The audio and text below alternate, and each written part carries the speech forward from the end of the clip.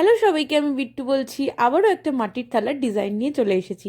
এই মাটির থালার সেটটা আমাকে কল্যাণী থেকে কেয়া ম্যাম অর্ডার করেছিলেন। এই কাজটা আমার কাছে মাত্র দুদিন আগে এসেছে, মানে দুদিনের মধ্যে জিনিসটা রেডি করে আমাকে ডেলিভারি করতে হবে। সেই জন্য একটু তাড়াহুড়ো করেই কাজটা আমাকে করতে হয়েছে। আর মাটির থালার যা পদ্ধতি, ধুয়ে শুকিয়ে তারপরে লাল রং করে তারপরে ডিজাইন করে, দেখুন 12:30 প্রায় বাজতে যাচ্ছে, আমি এখনও কাজ করে যাচ্ছি।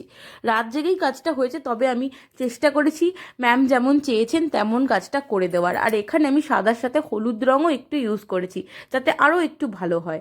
আর ভার্নিশ বলতেই ক্যামেলের ভার্নিশটা ইউজ করেছি। অনেকেই আমাকে বলেছিল যে একটু দেখাও যে কোন ভার্নিশটা পার্টিকুলার, তো এই জন্যই আমি আজকে এই ভিডিওতে দেখিয়ে দিলাম। আমি এখানে 1 কোট দিচ্ছি পুরোটা ডিজাইন শুকিয়ে নেওয়ার পর, আর অনেক সময় 2 কোট দেওয়ার প্রয়োজন হতে পারে। এই কলকার ডিজাইন ছাড়া আরও অনেক ধরনের ডিজাইনই কিন্তু এর ওপর করা যেতে পারে।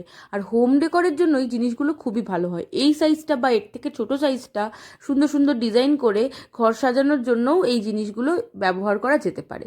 কথা বলতে বলতে আমার ভার্নিশটা কমপ্লিট হয়ে গেছে। এবার এটা খুব ভালো করে শুকিয়ে নিতে হবে, তার কারণ এটা আমার খুব শর্ট টাইমে ডেলিভারি আছে।